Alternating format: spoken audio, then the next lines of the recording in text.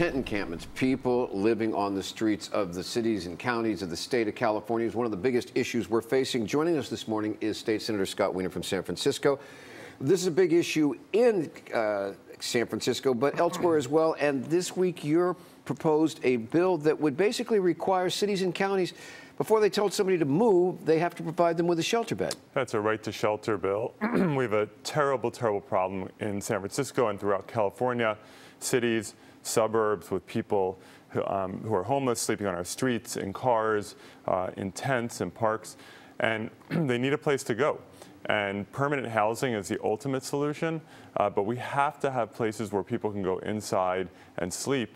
And right now, there are counties and cities in this state with 0 shelter beds or very few, or it's only open in the winter. And so we have to push our cities and counties and support our cities and counties to do more. So when you say support, you mean give them money? Because Sacramento is notorious for saying you have to do this and then walking away from it. Well, this year in the budget, we actually put quite a bit of new money in to support local efforts around homelessness, and we need to do more. There's no doubt about it. Okay, speaking of more, I've seen a shift in the courts as well. There was a time you could say somebody camping on a park or on a sidewalk, you got to move on.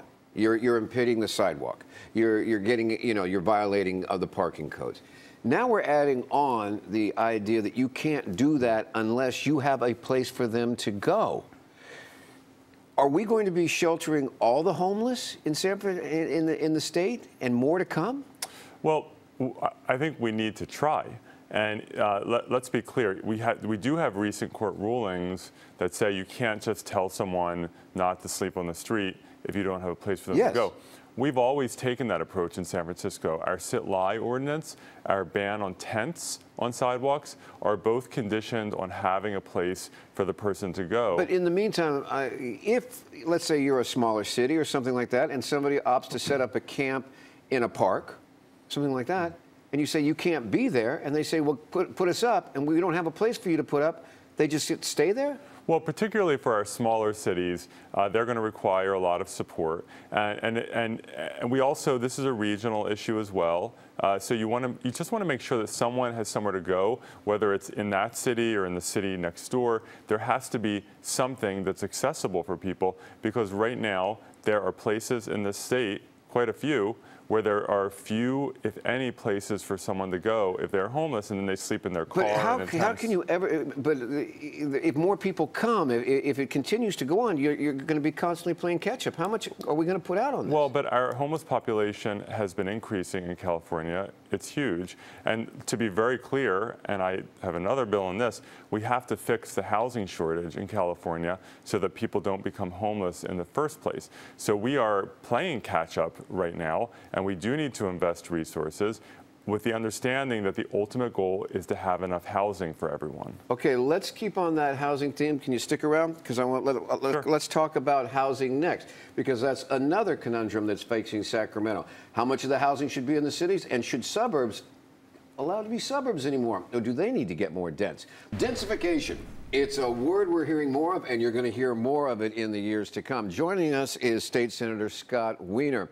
We're talking about housing in the Bay Area, in California. The idea that suburbs, where once we were all sort of spread out and placid with lots of space in between them, could get a lot denser, especially on heavily traveled transit routes, right? The idea is to try to solve the housing crisis, but some cities say that's too much. Well, we have a huge housing shortage in California, 3.5 million homes that were short, which is equal to the deficit in the other 49 states combined. It's severe. People can't afford to live here. Young families are having to leave or commute 2 hours each way. People are becoming homeless and so forth. We need more housing, and we don't want to keep doing what we've always done, which is to do sprawl development, covering up farmland, open space, building in wildfire zones, which is what we've done.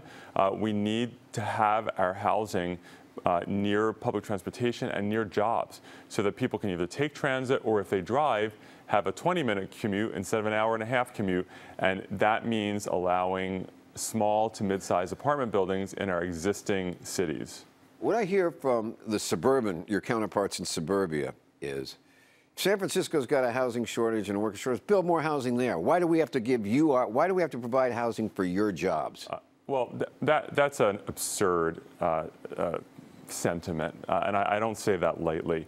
We are all interconnected. And yes, San Francisco has to do more, but we all need to do more. San Francisco doesn't exist in its own twilight zone. Some might disagree with that. Some might disagree, but the suburbs and the cities are connected, and people who live in the suburbs are often working in the cities. So these aren't just San Francisco jobs, they're Bay Area jobs, and we all need to do our part. And if you have a town or a city that has a BART station in it, but you ban apartment buildings near that BART station, that's not sustainable. We need to have more housing near transit and accessible to jobs. The part of what we're talking about here is also a bit of social engineering.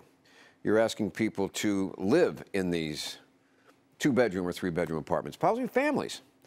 And the American way has usually been you stay there for a while and then you move to that house with the yard out in the sprawl. How do we deal with that? Because when we're talking about housing, there's a crisis. People say, I want a home. I don't want to share it with somebody else. How do we deal with that? I grew up in a single-family home with a yard in the suburbs, and it was great. And I don't begrudge anyone who wants to have that kind of life.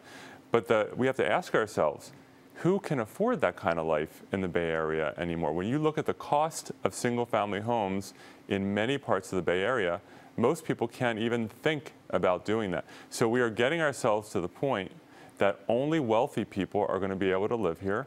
And we should have single-family homes. We should also have multi-unit. And it's not for everyone, and people can make their choices. But right now, we're not giving people choices. We're saying, you're not welcome here because we're not going to have enough housing, and it's going to cost $2 or $3 million for a home. So get out. And I don't want to be like that. I want to welcome people here and not be displacing people. All right. Well, this one going to be an interesting time in Sacramento. This is your second attempt at this. We'll see how it goes.